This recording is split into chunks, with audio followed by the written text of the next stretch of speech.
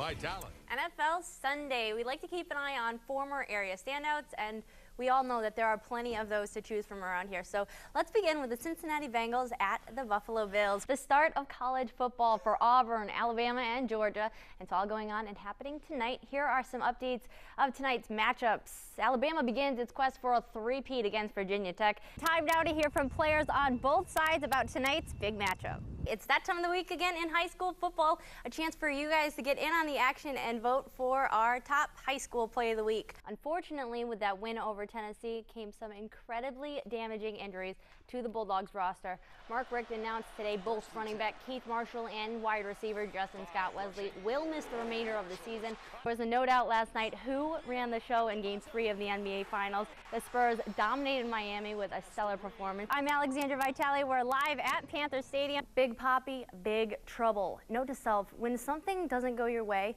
do not, under any circumstances, slam a bat against the wall, like David Ortiz did last night against the Baltimore Orioles. The Georgia Bulldogs hosted the Missouri Tigers in Athens today. Now, what was at stake for this game?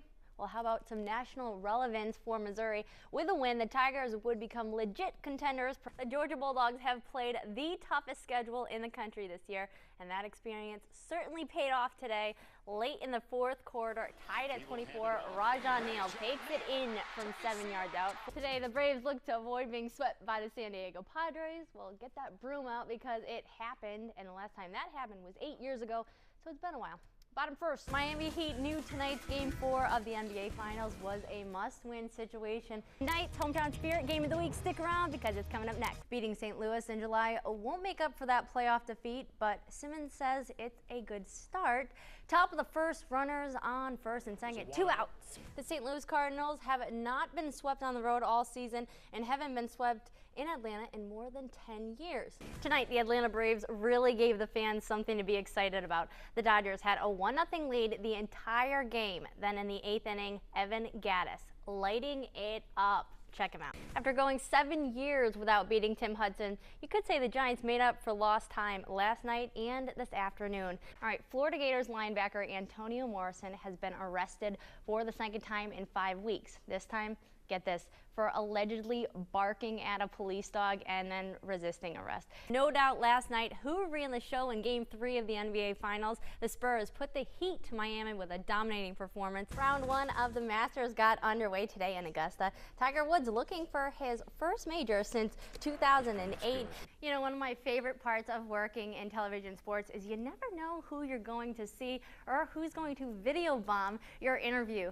At the camp, I was talking to 5-star sports agent Todd France when a certain Super Bowl champion decided he wanted to say hi.